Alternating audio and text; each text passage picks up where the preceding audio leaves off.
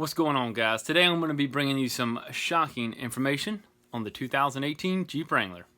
Stick around.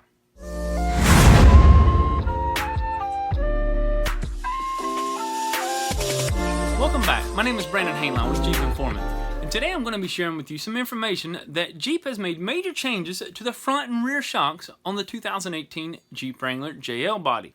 Now, for those of you who haven't subscribed yet, go ahead and do that down below and make sure you click the bell icon so you don't miss any new Jeep information. Now, in a previous video, I did the comparison between the JK and the JL body on the steering and suspension. I'll put that link right up in the top right corner. Now, one thing I didn't go over was the shocks. It didn't look like there was any changes made to the shocks, but there actually are. Now, the changes that they did make to the front and rear shocks, the average person probably won't even know or probably doesn't even care. Now, the changes that they made were to help you diagnose if you have a shock problem. Now, the first thing you'll notice when you have a shock problem is that maybe the vehicle bounces a little more than it used to, or when you hit that pothole or speed bump, you can really feel it a lot more than normal. Now, there's only three things that can make a shock be bad. One being the bushing mount, okay, can be worn out.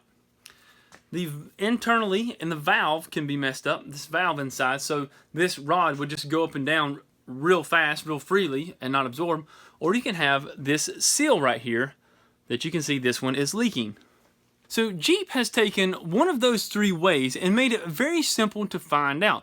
Now, if it's leaking, normally what you would see is some fluid residue around the body of the shock. Now, this is where it gets interesting. Now, Jeep has added dye to the shock fluid. Now, this is pretty cool because it actually allows you to be able to diagnose a shock fluid leak with just a black light. Now, I'm in a very dark room with a black light, so it's very easy to see. So, let's take a look at what it would look like out in the real world. Now, if you see this dye on your shock by using a black light, or you may just be able to see it without the black light, then this is an indication that the shock needs to be replaced. Now, with the shock compressed, you may not notice that there's a leak because the seal is way up here and it has to travel down. But if you lift it up on a lift or we're able to jack the vehicle up on one corner, you may see this dye coming down if you have a shock problem. Now, Jeep says if it's leaking just a little bit, then that's not really that big of an issue. But if it's leaking down all the way this far, then it is definitely in need of replacement. Now, I'm not sure if Jeep is doing this for warranty purposes or for just to help the consumers diagnose their shocks. That's up to you to decide. I do think this is a really cool idea to be able to diagnose the shock leakage, because a lot of times you'll see oil residue on the shocks, okay?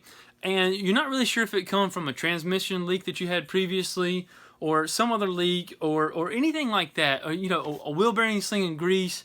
You know, all kinds of things can cause oil and debris to be on the shock area. And you're not really sure if, you know, the shock is leaking itself. So I do think that's a great idea, Jeep. Keep it up.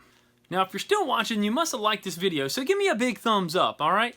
And thanks for watching. I really appreciate you guys, and I hope that you're smarter after this video than you were before, all right? Thanks, guys, and have a great day. See you next time.